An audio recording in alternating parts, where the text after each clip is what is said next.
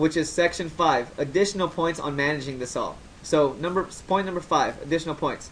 There's 3 things that I just wanted to mention, that little ideas that come up during the building of this outline. The first one is your sidebar lead generation icons need 301 redirecting. Possibly. Here's what I mean by that. On your site, we have your pages here. You have your 3 lead generation icons. You have your good or bad market that takes you how's the market, and you have deal of the month and your questions ask an agent. What you need to do is the following. I would make your good or bad market, of course, open this in a new window and see if it goes to the proper concierge page. If it does, which it should, you're all set. You're all good. If not, if it doesn't do that, what you need to do is take the URL, or find out at the top, take the URL of the page it goes to and 301 redirect it, doing the stuff we talked about. One example is the following. Deal of the month. When I click on deal of the month, see the top how it still takes me to the deal of the month page instead of taking me to the deal of the month concierge, which is what you want it to do, like this.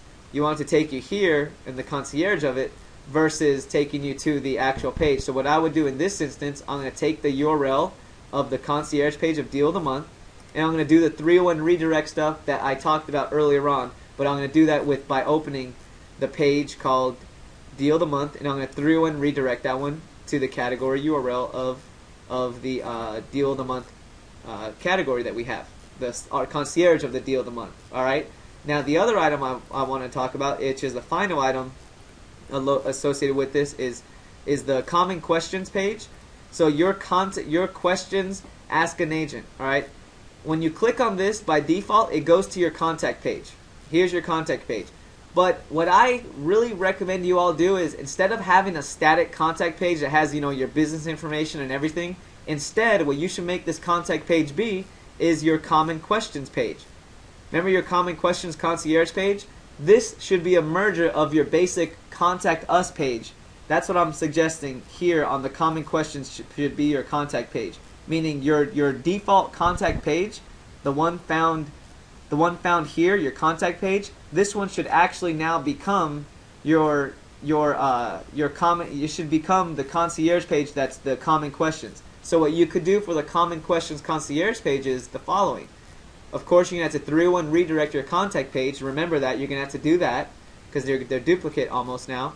You're going to have to 301 redirect it, so that way if someone clicks on this link here that automatically takes you to the contact page, they'll be redirected to your common questions concierge page. You're going to have to do that first and foremost. But number 2, one thing that would be good now, remember how before, how in the same tutorial I showed you how you could put a contact form here in your sidebar. Well, I would do a contact form under the common questions category only. So remember how I said for your seller's concierge, I showed you on this same outline to not put the contact forms here? Well, for your common questions, which is now going to become by default your contact page that you're going to put at the top and that you're going to 301 redirect from your regular contact page to here. But I really think in this instance it would be a good idea to put your contact form in this page here. Alright, because you cannot put contact forms. That's the only thing you can't do. You can't put contact forms in the concierge page section here of your category, but you can put it in your sidebar. So watch that, just rewind the tutorial or watch the separate tutorials to do that. But the whole principle is the following. On your sites, in your sidebar, you have a questions ask an agent button. This automatically goes to your contact page. So I recommend you 301 redirect your contact page to your common questions category. Alright, but what you got to do though is 2 things after that.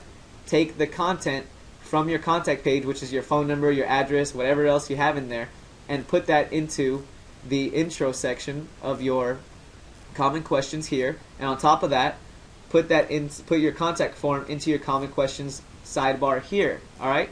So that's what I recommend, final recommendations. And the last and really important one, extremely important one, is use your thumbnails on the postings. And I didn't cover that at all in this tutorial or on this entire webinar, on this whole lesson plan. But the whole point is the following. Use your thumbnails on postings. Here's what I mean. Let's compare the posts from the home page here. See how there's no thumbnail with these at all? Now let's compare how they look to the actual pages that have them. So let's go to some blog postings that actually have them. So now look how they look when they actually have thumbnails. It just looks so much better. So now picture these thumbnails being on your concierge pages, how much better they will stand out. So if someone's on your sellers page and then they click on your sellers button, or they click on any of your concierge page, and this is such a nice content structure, and then on top of that there's thumbnails here associated with these images, that right there is going to stand out so much more. Alright, and the video tutorials on putting these thumbnails are included with this one, as well as where to find images and how to properly use images on your website if you're going to be taking images from other people, or from Flickr.com is what the tutorial shows you. So that's the last suggestion I would make on this. Alright, so other than that, just to recap, just to show you how efficient this is, the whole idea that these whole categories, the ones that I suggest to you as base ones, I included even the one called testimonials, and then your about category, or your our team category. Here's why. If someone clicks on your our team category, or it could be your about category, remember, you could still put your basic content, but if you have a team, you could show your whole team here as individual blog postings, right? So it's pretty effective in this way to still use your our team section or your concierge section as your our team or your about page as a concierge archive page. It's better to do that because as you open individual content, you can still put blog postings into here. And let's say if you want to keep certain your agents at the top, just do that tool I told you to show which blog postings to keep them in the top of the page as you update more into your team section or anything like that. Alright, another thing with your testimonials, it's so much better to have your testimonials be a concierge page because you could list them as individual blog postings that people would click on instead, and then that you could have a contact form on. So let's say if I click on we relisted and sold it in 10 days with Jake's team, and I'm reading this, well, what I would like to see is a contact form. So let's say I'm very interested. Now I'm going to click the contact form because I like this testimonial. Versus the default old school testimonial pages that are just one static page of content with all these testimonials.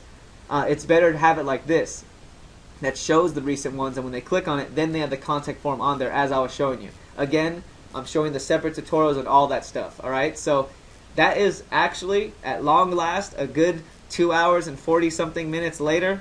That's your whole tutorial on lesson plan number 2 of organizing your marketing infrastructure. Alright, so if you have any questions, which I'm sure there's going to be, write them all down.